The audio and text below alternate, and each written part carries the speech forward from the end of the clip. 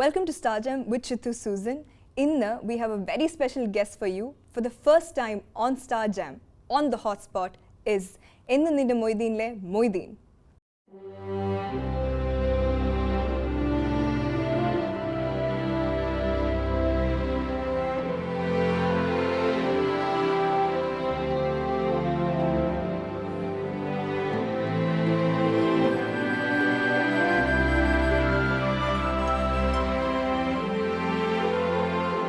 Welcome to Star Jam, Prithviraj. Thank you. It's nice having you here. Nice being here too.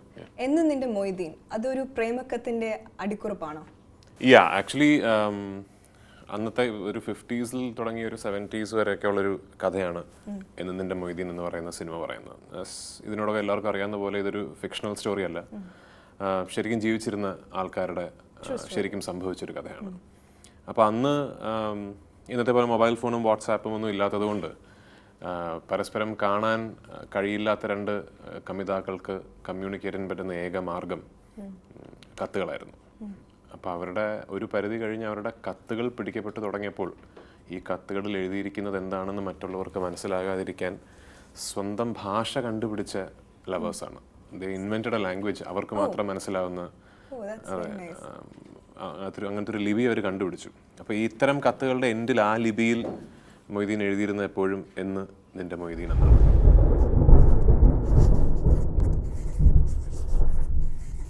ഇങ്ങനെ ലിപിയൊക്കെ മാറി ഒരു വേറെ language ഒക്കെ പഠിക്കേണ്ട ഒത്തിരി പ്രിപ്പറേഷൻ ചെയ്യേണ്ടി വന്നു? ഇല്ലല്ല, നമുക്ക് ആ ലാംഗ്വേജ് പഠിക്കേണ്ട ആവശ്യമില്ലായിരുന്നു. വി സ്റ്റിൽ ഡോണ്ട് നോ എന്താണ് ആ ലാംഗ്വേജ് എന്ന്. അന്നത്തെ കാലത്ത് മൊയ്തീൻ കാഞ്ചനമാലയ്ക്കും കാഞ്ചനമാല മൊയ്തീനും കത്തുകൾ എഴുതിയിരുന്നത് ഈ ലിപിയിലാണ്. അപ്പൊ അതിന്റെ വാട്ട് ദ കണ്ടന്റ് വാസ് എന്നുള്ളത് നമുക്കും അറിയില്ല. പക്ഷെ അതിന്റെ എൻഡിൽ കാഞ്ചനയിടത്തി നമ്മളോട് പറഞ്ഞിട്ടുണ്ട്, എൻ്റെ എൻഡിൽ മൊയ്തീൻ എപ്പോഴും സൈൻ ഓഫ് ചെയ്തിരുന്നത് എന്ന് നിന്റെ മൊയ്തീൻ എന്നാണ്. അപ്പോൾ ഇതിൻ്റെ 4-5 ഓപ്ഷൻസ്, ഈ സിനിമയുടെ പേരുകൾ എനിക്ക് ഇതിൻ്റെ സംവിധായകൻ ഒരു SMS അയച്ചു തന്നു, ഇതിൽ ഏതാണ് നല്ലതെന്ന് ചോദിക്കാൻ വേണ്ടി. അപ്പോൾ അതിൽ ഇദ്ദേഹം തന്നെ ചെയ്തൊരു ഡോക്യുമെൻ്ററി ഉണ്ട്, ജലം കൊണ്ട് മുറിവേറ്റവൾ എന്ന് പറഞ്ഞ്, അതൊരു ഓപ്ഷനായിരുന്നു. പിന്നെ മഴത്തുള്ളികൾ, അങ്ങനെ എന്തോ, റെയിൻ ഒരു വലിയ ക്യാരക്ടറാണ് സിനിമയിൽ. അതിൻ്റെ ഏറ്റവും അവസാനത്തെ ഓപ്ഷൻ എന്ന് നിന്റെ മൊയ്തീൻ എന്നായിരുന്നു. ഞാൻ പറഞ്ഞു ഇതിനേക്കാൾ അപ്പുറം ഒരു ടൈറ്റിൽ ഇല്ല എന്ന് പറഞ്ഞു. അങ്ങനെയാണ് ഈ ടൈറ്റിൽ എത്തുന്നത്. നമ്മൾ ഇതിന് ഫിസിക്കലി അപ്പിയറൻസിന് did you have to stop gymming അങ്ങനെ വല്ലതും ഉണ്ടായിരുന്നോ? അങ്ങനൊന്നുമില്ല. See basically Moideen was athletic, പക്ഷേ he was not a very എന്താ ഒരു ബിൽറ്റ് കക്ഷിയൊന്നും ആയിരുന്നില്ല. എന്നും രാവിലെ ജിമ്മിൽ പോയിട്ട് എക്സസൈസ് ചെയ്യുന്ന ഒരാളുടെ ഒരു ലുക്ക് മൊയ്തീൻ ഇല്ലായിരുന്നു. പക്ഷെ മൊയ്തീൻ ഒരു ഫുട്ബോളർ ആയിരുന്നു. I don't look like a footballer. പക്ഷെ the whole idea was to make him look normal. He was a very good looking guy. I am not as good looking as Moideen. ഈ സിനിമയെ സംബന്ധിച്ചിടത്തോളം ഉള്ള challenge എന്ന് പറഞ്ഞാൽ we also had the other phase to play where Moideen was in his early 40s. അപ്പോൾ ഈ രണ്ടിലും ഞാൻ ബിലീവബിൾ ആയിരിക്കണമല്ലോ. ആ 40s ടൈമിലത്തെ കുറിച്ച് അധികം ഇൻഫർമേഷൻ ഉണ്ടായിരുന്നോ, അതോ was it more of the ഇതിന്റെ ഈ സിനിമയുടെ അടിയാധാരം എന്ന് പറയുന്നത് കാഞ്ചനമാലയുടെയും മൊയ്തീന്റെയും പ്രണയത്തെക്കുറിച്ച് ഇതിന്റെ സംവിധായകൻ തന്നെ ചെയ്തൊരു ഡോക്യുമെന്ററി ഉണ്ട്, ജലം കൊണ്ട് മുറിവേറ്റവൾ. അതിൽ കാഞ്ചനേടത്തിയുടെ ഒരു, ഇഫ് ഐ റിമെമ്പർ, ഒരു 6 മണിക്കൂറോളം ടു ദി ക്യാമറ കാഞ്ചനേടത്തി സംസാരിക്കുന്ന ഫുട്ടേജ് വിമലിന്റെ കയ്യിലുണ്ട്. അപ്പോൾ കാഞ്ചനേടത്തി പറഞ്ഞ കാര്യങ്ങളും പിന്നെ ഈ സിനിമയിൽ നമ്മൾ പറഞ്ഞിട്ടുള്ള കുറേ കഥാപാത്രങ്ങൾ ഇന്നും ജീവിച്ചിരിപ്പുണ്ട്. പിന്നെ ഞങ്ങളുടെ ഷൂട്ടിങ്ങിന്റെ ഫസ്റ്റ് ടു ലാസ്റ്റ് ഡേ ഞങ്ങളോടൊപ്പം ഉണ്ടായിരുന്ന ഒരാളാണ് BP Rasheed, മൊയ്തീന്റെ young brother.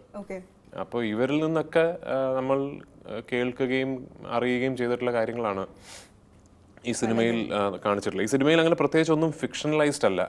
Of course ഡ്രമാറ്റൈസ്ഡ് ആണ്, പക്ഷെ ഫിക്ഷണലൈസ്ഡ് അല്ല. ഇതിനകത്ത് ഇപ്പം നമ്മൾ സിനിമയിൽ മൊയ്തീൻ്റെ അച്ഛൻ കുത്തി വീഴ്ത്തുന്ന ഒരു സീനുണ്ട്. അപ്പോൾ അതിൽ പലരും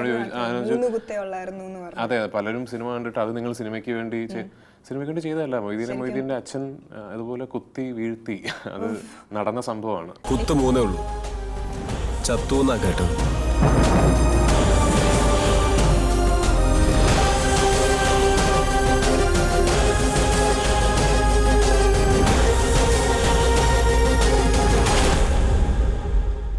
എനിക്ക് തോന്നുന്നു 1960s ഒരു മലബാർ റീജിയനിൽ പ്രേമിക്കുക, ഇത് പിന്നെ മറ്റു മതക്കാരാണല്ലോ മൊയ്തീനും കാഞ്ചനമാലയും തമ്മിൽ. അതൊരു കമ്മ്യൂണിറ്റി വാർ റിലീസ് ചെയ്യുന്നതിന് It's equal to അന്നൊന്നും ചിന്തിക്കാൻ പറ്റാത്ത കാര്യമായിരുന്നു.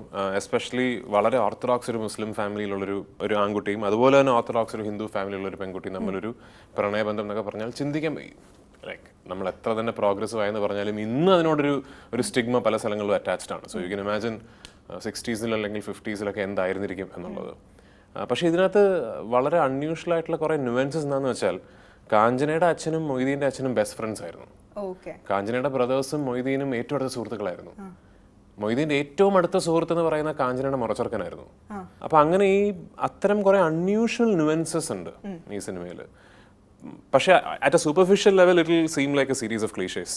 കാരണം മുസ്ലിം പയ്യൻ, ഹിന്ദു പെണ്ണ്, ഒരു ഇടതുപക്ഷ അനുഭാവിയായ നായകൻ, വലതുപക്ഷ അനുഭാവമുള്ളൊരു കുടുംബത്തിൽപ്പെട്ട ഒരു പെൺകുട്ടി എന്നൊക്കെ പറയുന്ന അത്തരം ക്ലീഷേസ് ഇതിലുണ്ട്. പക്ഷെ ഞാൻ പറഞ്ഞ പോലെ as you delve deeper into it and more so for the fact that it's something that really happened, I think it makes for a stunning love story. ഈ ക്യാരക്ടർ പ്ലേ ചെയ്യുമ്പോൾ ഞാൻ ചോദിച്ചു preparations ചോദിച്ചു അധികം ഇല്ലായിരുന്നെങ്കിലും when you hear it directly from Kanchanamala what do you feel? അതായത് അതിന്റെ ഒരു depth അപ്പോഴാണ് ഫീൽ ചെയ്തത് അതൊരു script വായിക്കുമ്പോഴാണ്? The thing about Moideen is in my mind I said yes to the film as soon as I saw the documentary. ആ documentary കണ്ടപ്പോൾ തന്നെ നമുക്കറിയാം ഇതിൽ ഒന്നല്ല ഒരു 10 പടത്തിന്റെ മെറ്റീരിയൽ ഉണ്ട്. ആക്ച്വലി ഇപ്പൊ നിങ്ങൾ ഇന്ന് കാണുന്ന എന്ന് നിന്റെ മൊയ്തീൻ എന്ന് പറഞ്ഞ സിനിമ മൊയ്തീൻ കാഞ്ചനമാല കഥയുടെ ഒരു 10% ഉള്ളൂ അതിൽ.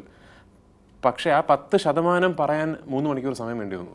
അപ്പോൾ അവരുടെ ഫുൾ കഥ പറയണമെങ്കിൽ യു വോണ്ട് ബിലീവ് ഇറ്റ്, മൊയ്തീന്റെ മരണശേഷമുള്ള കാഞ്ചനയുടെ ജീവിതം മാത്രം ഒരു സിനിമയാക്കാം. അങ്ങനെ പല ആംഗിൾസ് ഉണ്ട് ഇതിന്. അതിൽ നമുക്ക് ഏറ്റവും നമ്മളെ നൊമ്പരപ്പെടുത്തിയ അവരുടെ ലൈഫിന്റെ ഒരു ഫേസ് ആണ് നമ്മൾ ഈ സിനിമയ്ക്ക് വേണ്ടി തിരഞ്ഞെടുത്തിരിക്കുന്നത്. കാഞ്ചനയിടത്തി പറയുന്ന ഒരു മൊയ്തീൻ ഉണ്ട്. Of course she will know best. പക്ഷേ മൊയ്തീനെ നേരിട്ട് പരിചയമുള്ള ഒരുപാട് പേര് ഞാൻ പറഞ്ഞ പോലെ ഇന്ന് ജീവനോടെ ഉണ്ട്. ഇതിലൊരു 50 പേരോട് മൊയ്തീനെ കുറിച്ച് സംസാരിച്ചാൽ 50 വേർഷൻസ് ആണ് കിട്ടുക. കുറെ ആൾക്കാർക്ക് ആളൊരു ഗുരുനാഥനെ പോലെയായിരുന്നു, കുറെ ആൾക്കാർക്ക് യൂസ് എ ബ്രദർ, കുറച്ച് പേർക്ക് എന്തും പോയി കൺഫൈഡ് ചെയ്യാനുള്ള ഒരു ഫ്രണ്ട് ആയിരുന്നു, കുറച്ച് ആൾക്കാർക്ക് മുക്കത്തെ ട്രബിൾ ഷൂട്ടർ ആയിരുന്നു. എന്ത് പ്രശ്നമുണ്ടെങ്കിലും മൊയ്തീനോട് പറയുക എന്നുള്ളതാണ് അവരുടെ ഒരു കോമൺ ഫാക്ടർ. എന്ന് വെച്ചാൽ മൊയ്തീൻ മുക്കത്തെ ഹീറോ ആയിരുന്നു. അത് നമുക്ക് ഇവരൊക്കെ സംസാരിച്ച് തുടങ്ങി ഒരു മിനിറ്റ് കഴിയുമ്പോൾ there is this very evident tone of ഒരു ഹീറോ വർഷിപ്പ്. മാനുക്കാക്ക, അപ്പൊ അവരുടെ മനസ്സിൽ മാനുക്കാക്ക എന്നാണ് വിളിച്ചിരുന്നത്. മൊയ്തീൻ എന്ന് പറയുന്നത് ഒരു രക്ഷയില്ലാത്തൊരു കക്ഷിയാണ്. അതുപോലെയാണെന്ന് തോന്നുന്നു എനിക്ക് R.S. Vimal director he dedicated 8 years of his life. Unbelievable actually. കാരണം I have not met another filmmaker who's അയാളുടെ ലൈഫിന്റെ ഒരു കാലഘട്ടം അയാൾ ഈ സിനിമയ്ക്ക് വേണ്ടി ത്യജിക്കുകയായിരുന്നു. സിനിമയുടെ റിലീസിന് ശേഷമാണ് ഇതിന്റെ ഫുൾ കഥ പറയുന്നത് എന്നോട്. റിലീസ് കഴിഞ്ഞ് ഫസ്റ്റ് ഡേ ഇതൊരു വലിയ വിജയമാണെന്ന് അറിഞ്ഞ് വൈകുന്നേരം മൊയ്തീൻ്റെ ബ്രദറും വിമലും ഞാനും കൂടി റൂമിലിരുന്ന് നമ്മൾ ഈ സിനിമ സൃഷ്ടിക്കാൻ നമ്മൾ എടുത്തൊരു ജേണി, അതിനെപ്പറ്റി നമ്മളിങ്ങനെ റെട്രോസ്പെക്റ്റീവിൽ ഇങ്ങനെ ചർച്ച ചെയ്തുകൊണ്ടിരുന്നപ്പോൾ വിമലിനോട് പറഞ്ഞാണ്, ഒരുപാട് വർഷങ്ങൾക്ക് മുമ്പ് തിരുവനന്തപുരത്ത് എൻ്റെ ഒരു സിനിമ ഷൂട്ടിംഗ് നടന്നപ്പോൾ അന്ന് എന്നെ കാണാൻ R.S. Vimal 3 ദിവസം എൻ്റെ ലൊക്കേഷനിൽ രാവിലെ മുതൽ വൈകുന്നേരം വരെ ഒന്ന് നിന്നു. അപ്പോൾ ഞാൻ അറിയുന്നില്ല കേട്ടോ, ഞാൻ എവിടെയോ ഷൂട്ട് ചെയ്യാണ്, അകത്ത് എവിടെയോ ഷൂട്ട് ചെയ്യാണ്. പക്ഷെ 3 ദിവസം രാവിലെ മുതൽ വൈകുന്നേരം വരെ വിമൽ എന്നെ കാണാൻ വെയിറ്റ് ചെയ്തു. അപ്പോൾ വിമൽ കാണുന്നുണ്ട്, വിമലിനേക്കാൾ എസ്റ്റാബ്ലിഷ് ആയിട്ടുള്ള ഡയറക്ടേഴ്സും റൈറ്റേഴ്സും ഒക്കെ പലരും വരുന്നു. ആ രാജു എന്നെ കാണുന്നു, എൻ്റെ കാരവനിൽ കയറുന്നു. അപ്പോൾ വിമലിന് എന്നിലേക്ക് എത്താനൊരു ഇതില്ലാതെ, പക്ഷെ 3 ദിവസം നിന്നിട്ട് എന്നെ കാണാൻ പറ്റാതെ നിരാശ കൊണ്ട് അദ്ദേഹം തിരിച്ചുപോയി. വേറെ പലരെയും സമീപിച്ചു. എൻ്റെ ഭാഗ്യം കൊണ്ട് ആ പലരും അത് അങ്ങനെ സിനിമ നടന്നില്ല. പിന്നീട് വർഷങ്ങൾക്ക് ശേഷം മെമ്മറീസ് എന്ന് പറഞ്ഞ സിനിമയുടെ ലൊക്കേഷനിലാണ് ഇദ്ദേഹം എന്നെ വീണ്ടും കാണാൻ വരുന്നത്. അപ്പം അന്ന് എന്നോട് പറഞ്ഞില്ല, ഞാൻ ഇതിനു മുമ്പ് വന്നിരുന്നു പറഞ്ഞില്ല. വന്നു, കണ്ടു, എന്നോട് പറഞ്ഞു നമ്മൾ ഈ സിനിമയെക്കുറിച്ച് ചർച്ച ചെയ്യുന്നതിന് മുമ്പ് എൻ്റെ ഒരു ഡോക്യുമെൻ്ററി ഒന്ന് കണ്ടാൽ എളുപ്പമായിരുന്നു എന്ന് പറഞ്ഞു. എൻ്റെ കാരവനിൽ അപ്പം തന്നെ വിമൽ ഇരിക്കുന്നുണ്ട്. എൻ്റെ കാരവനിൽ ഞാൻ ഈ DVD ഇട്ട് കണ്ടു. അപ്പോൾ ഡോക്യുമെൻ്ററി ഞാൻ പറഞ്ഞൊരു ഡോക്യുമെൻ്ററി കണ്ടു കഴിഞ്ഞപ്പോൾ എൻ്റെ മനസ്സിൽ ഞാൻ തീരുമാനിച്ചു എന്തായാലും ഇത് സിനിമ ഞാൻ ചെയ്യും എന്ന് തീരുമാനിച്ചു. അപ്പോൾ അന്നൊരു സ്ക്രിപ്റ്റിംഗ് ഒന്നും തുടങ്ങിയിട്ടില്ല. ഞാൻ പറഞ്ഞു സിനിമ നമുക്ക് ചെയ്യാം, വിമൽ എൻ്റെ ഒരു സ്ക്രിപ്റ്റ് എഴുതിയിട്ട് വരൂ എന്ന് പറഞ്ഞു. അപ്പോൾ എൻ്റെ മനസ്സിൽ ഇനിയിപ്പോൾ വിമൽ എഴുതുന്ന സ്ക്രിപ്റ്റ് എത്ര മോശമാണെങ്കിലും അതിരുന്ന് നമുക്കൊരു ടീമായിട്ടിരുന്ന് വർക്ക് ചെയ്ത് നന്നാക്കാം, കാരണം അത്രയും മെറ്റീരിയൽ ആ ഡോക്യുമെൻ്ററിയിൽ തന്നെ ഉണ്ടെന്ന് എനിക്കൊരു വിശ്വാസം ഉണ്ടായിരുന്നു. പക്ഷേ ഈ came with a stunning script actually. Documentary end credits കഴിഞ്ഞപ്പോൾ ഞാൻ പറഞ്ഞു ഈ കാഞ്ചനയുടെ തീരെ സംസാരിക്കണം എന്ന് പറഞ്ഞു. വിമലിൻ്റെ ഫോണിൽ നിന്ന് വിളിച്ചിട്ട് കാഞ്ചനയുടെ ഫോൺ കൊടുത്തു. ഞാൻ ഈ സിനിമ ചെയ്യുന്നു എന്ന് വിമൽ അറിയുന്നത് ഞാൻ ഫോണിലൂടെ കാഞ്ചനയെടുത്തിട്ട് പറയുമ്പോഴാണ്. ഞാൻ പറഞ്ഞു പൃഥ്വിരാജാണ്, എനിക്ക് ഈ സിനിമ ചെയ്യണമെന്ന് ഭയങ്കര ആഗ്രഹമുണ്ട്. അപ്പോൾ കാഞ്ചനയെടുത്ത് തിരിച്ച് എന്നോട് പറഞ്ഞത് വിമൽ ഒരുപാട് പേരെയൊക്കെ പോയി കണ്ടിരുന്നു. അപ്പോൾ വിമലിനോട് ഞാൻ പറഞ്ഞു, മൊയ്തീനായിട്ട് പൃഥ്വിരാജ് അഭിനയിക്കുമെങ്കിൽ മാത്രമേ ഈ കഥ സിനിമയാക്കാൻ ഞാൻ സമ്മതിക്കുള്ളൂ എന്ന് പറഞ്ഞു. അപ്പോൾ എനിക്കത് ഭയങ്കര ടച്ചിങ് ആയിട്ട് തോന്നി. വിമലിൻ്റെ അടുത്ത് പുറം ലോകം കാണാത്ത 1-2 മൊയ്തീൻ്റെ ഫോട്ടോസ് ഉണ്ടാവും ഞാൻ കൊടുത്തത്, അത് കാണുമ്പോൾ മനസ്സിലാവും എന്ന് പറഞ്ഞു.